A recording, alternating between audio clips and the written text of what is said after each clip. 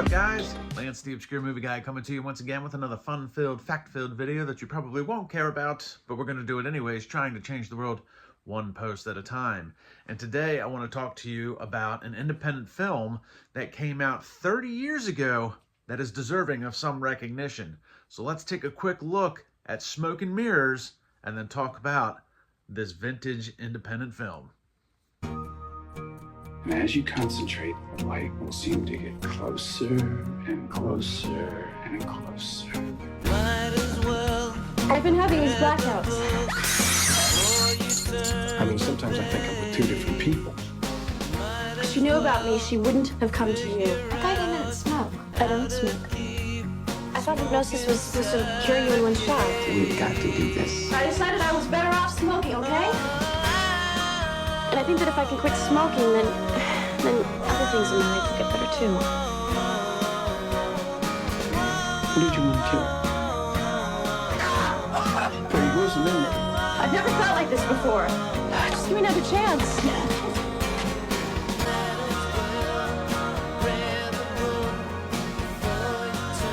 We can't avoid our destiny.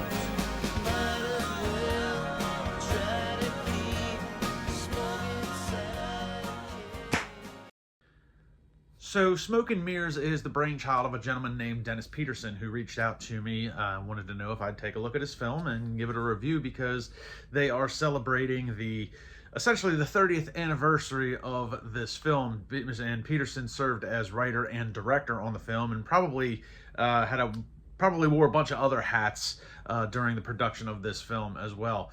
They started filming way back in 1993, didn't get a finished product until 1995, and Dennis kind of described it as I guess one of those long-lost films. I guess maybe it didn't get the distribution that he thought it should, or if it got any distribution. I didn't ask a whole lot of details, but in 2024, he started doing some, I don't want to say re-editing, but he started doing some remastering of the film, some audio remixing of the film. And recently, just last month, actually, they celebrated the film's 30th anniversary at the Senator Theater outside of Baltimore. And at the same time, also celebrated the 60th birthday of Ellie Winkleman, who played Margaret / Ginger in the film. So kind of a double dip there with the 30th anniversary of the film, the main actress, lead actress, her 60th birthday. And we'll talk about a little bit more about that in a minute. But yeah, Dennis reached out, wanted to know if I'd go ahead and take a look at this. And I'm happy to say that I'm glad that I did. This was a really fun film for me to watch. So let's dive in and break it down. So, as far as the plot goes, basically what you have is you have Margaret, who is, she works in an office setting. She's kind of stressed out. She's got a lot going on, kind of timid, has a hard time dealing with men in power and stuff like that, and she smokes a lot. And so a big thing in the 90s, for you youngins that don't know, one way to quit smoking was to basically be hypnotized out of it. This was a very common thing in the 90s. Having a hard time quit smoking? Come get hypnotized. So she takes a shot at getting hypnotized by a guy named by the name of Dr. Beck, who was played by James Lawrence. He did a really good job as well. But as Dr. Beck is hypnotizing Margaret, he comes to find that she has an alternate personality, Ginger. And Ginger's a little bit more outgoing, forthcoming, and she's kind of protective of Margaret, but she's also kind of, she's got a couple of screws loose in her head, and Dr. Beck kind of leans on her a little bit and figures out that he can kind of use her for some nefarious reasons to take care of some things. And that's kind of where this whole, you get this noir type thriller, mystery type thing going on between, you know, Margaret / Ginger, Dr. Beck, and then the police detective, Skipper. So let's dive into that and take a quick glance at why this film was so fun to watch. So as I said, I had a lot of fun watching this film, and a lot of that has to do with the fact that it was done in the 90s. You know, I grew up in the 80s and 90s. I love everything about the 80s and 90s. And I especially enjoy, part of the reason why I do this whole independent movie thing, I really enjoyed cheesy, like B action movies from the 80s and 90s. A lot of the stuff that Dolph Lundgren did, in the early 90s was direct-to-video, like Army of One, Bridge of Dragons, a lot of stuff like that. Plus you have, the USA Up All Night thing where Bikini Car Wash, Sex and the Single Alien, some stupid stuff like that. And then, of course, some cult classics like Samurai Cop. So I love the whole 90s aesthetic, and I think that's part of the reason why I really enjoyed watching this film was just the aesthetic. And I have to, how do I put this? Like but even by like 90s standards, some of the things in this film are a little subpar as far as the camera quality goes. Obviously the camera quality in 90s films is going to be obviously way different than what we see today. But even by 90s standards, the film quality was a little subpar. But that's not necessarily a bad thing. That actually added to the charm of the movie. The filming quality and honestly the music to the film, both kind of cheesy, but actually added to the charm of the film and really just kind of let you know you're definitely watching a 90s movie. And I actually enjoyed that aspect of it. So even though the camera quality is a little subpar and the music is definitely a little cheesy, I don't know what, I don't know a lot about what was available. I was just a kid in the 90s, so I don't know a lot about what was available to independent filmmakers in the 90s for what they could use. He was using, I guess, what you would equate to as stock music. That way you don't have to pay out any money to any copyright people, for their songs. So a lot of it is just kind of generic 90s, music, something I would equate to like you would see like in a 1990s like corporate like sexual harassment video or something like that. There's enough music there to kind of set the tone. That way there's not dead silence throughout the course of the movie, so I can appreciate that. But I don't look at those as bad things because, like I said, it adds to the charm of the movie. And Smoke and Mirrors is kind of a noir type thriller with a little bit of mystery involved. So the lower camera quality actually kind of adds to some of the grittiness of the film. And I kind of enjoyed that aspect. But aside from those two things that if you want to kind of take away as a negative, there's really not a lot of bad things to say about this film. Dennis Peterson did a really good job writing the film, and it was very well acted by all parties involved. Now, I don't really know any of the actors per se.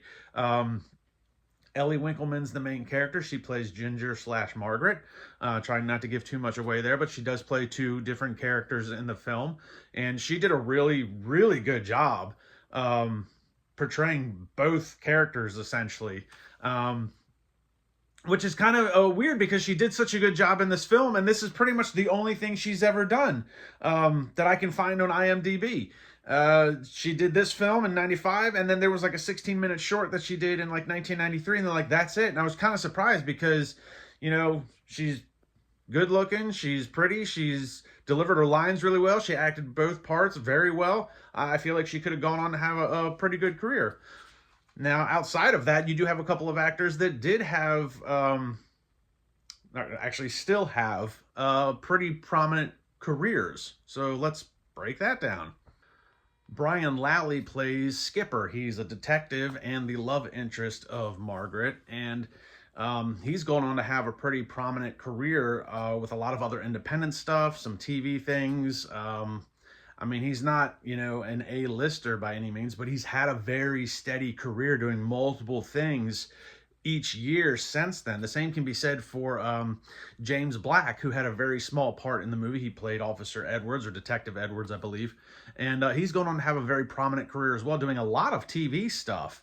Episodes on Living Single, Days of Our Lives, some voiceover stuff, independent films. So these two guys have gone on to have some very prominent careers as far as the quantity of what they're doing.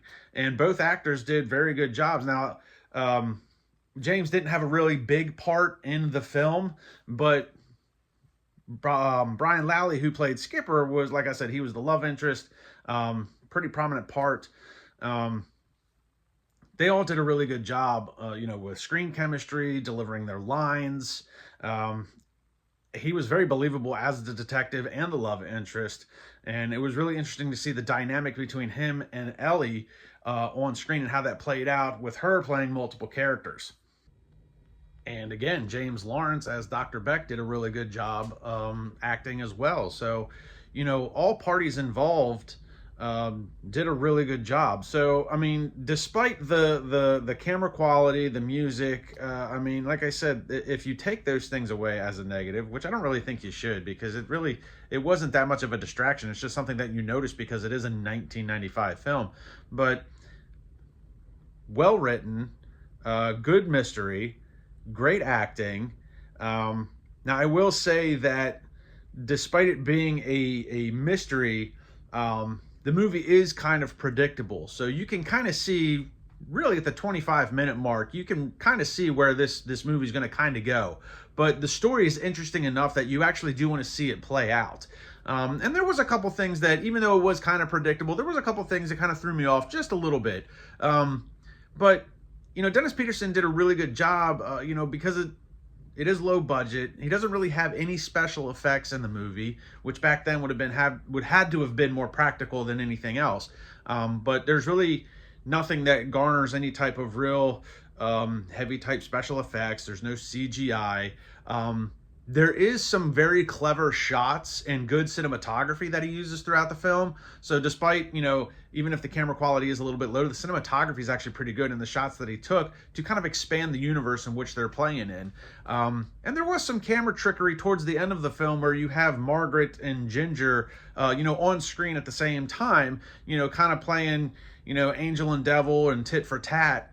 And that was really interesting to see. That was actually put together pretty seamlessly for something that would be relatively low budget by 90s standards. So the mere fact that they were able to pull that off very seamlessly the way that they did, bravo to them. That was probably the most special effect thing that you're going to get in this movie, aside from, maybe a little bit of blood splatter from a couple of murders. So kudos to them on that, and the cinematography, which was really well done. Like I said, to try and expand that universe. This is one of those movies, kind of like, I say with Terrifier a lot. Like Terrifier, to me, was shot on the same block, in a warehouse and a pizza shop, probably next door to each other for all I know. But because Damien Leone uses some very clever, expansive shots and some trick cinematography, it kind of makes it look like this whole world. And Dennis Peterson kind of did the same thing here. Everything was probably filmed, within a block of each other or in the same freaking building for all I know. But because of the trick photography and the expansive shots and the cinematography, it kind of feels like you're expanding this universe through the whole city, which was really well done. So bravo to him on that as well. Another thing that I really liked is in regards to Margaret's job. She's she works in an office setting, some sort of a sales associate for like a clothing company or a fashion industry or something like that, where she takes orders for things. But there's kind of this there's like 3 or 4 shots throughout the course of the film that start out looking like they're the exact same shot as before, but they're not. So it looks like it's a duplicated shot, but it's replicated is what it is. So, you've got this, and I think Dennis did that to kind of show the monotony of office work, which I know I worked in an office setting for 15 years, man. And what I enjoyed about these shots was it just shows the monotony, kind of like a Groundhog Day type thing, because Monday through Friday for 15 years, them days can run together.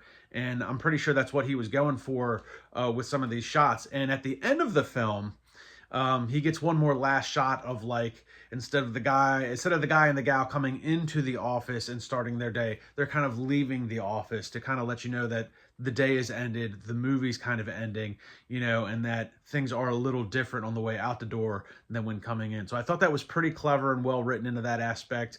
A keen eye, you might have to catch it. The first time you see the shot, you're like, okay, dude walking in, got paperwork, starting the day at the office. The second time you see the shot, you're like, is this a recycled shot? Didn't he already show this? But it's not. It's the same scenario, just slightly different, maybe 1 or 2 steps different, maybe a different tie versus, the one he was wearing on Monday. But he did that to show the monotonous nature of, working for corporate America Monday through Friday, 9 to 5, blah, blah, blah, yakety schmackety. But as I said, this film's actually pretty well done. I think it's well executed. I think Dennis did a good job getting the story out. I think it is the story that he wanted to tell. I think it's told in the way that he wanted to tell it. And it's a shame that it didn't, I guess, become more prominent than what it was. Like I said, I don't know if it just didn't get any distribution or if it was just marginal distribution. I do know that Dennis Peterson is trying to work on a Blu-ray deal to try and get it out this year. So, hopefully at some point it does get some sort of distribution. Maybe you can catch it on streaming. Maybe you can catch it on Blu-ray. And because of the title, Smoke and Mirrors, it is actually kind of hard to find right now. There is a Smoke and Mirrors Facebook page. I'll try to leave the link for it in the description below, because if you want to follow along, I highly recommend that you do, so you can get up-to-date news and notes on when things might be available for this. But there is a new show out and some relatively newer movies with the same title. So it does, Smoke and Mirrors from 1995 kind of gets buried in Smoke and Mirrors on Netflix, Smoke and Mirrors 2016, and they none of them have anything to do with one another. It's just the title. But 95 Dennis Peterson Smoke and Mirror kind of gets buried in that because of the more modern stuff, the more popular stuff. But if you guys want to take a dive back in time to the 90s and get some nostalgia while watching a pretty good murder mystery noir thriller type movie with some split personalities, I do recommend this film. It is a pretty good time. I really enjoyed myself throughout the course of it. The pacing's pretty good. It only runs like 1 hour and 25 minutes. And like I said, even though the story at some points is a little predictable, the story is interesting enough to let you want to see how it plays out. So, Dennis, I appreciate you reaching out to me and letting me be a small part of this. I hope I did you some justice in this review. You guys should definitely be proud of the work that you did on this. Props to you, props to Ellie. I don't know what her career was after this, but I hope she's doing well at 60. You guys seem to have a good time at the premiere at the Senator Theater. So congratulations to you guys. I hope things work well getting this out to the masses and here in 2025. So if you can find it, watch it. If you can check them out on Facebook, do it. Like and follow me on Facebook. Like, subscribe, and comment to my YouTube channel. And I will see everybody in the next video.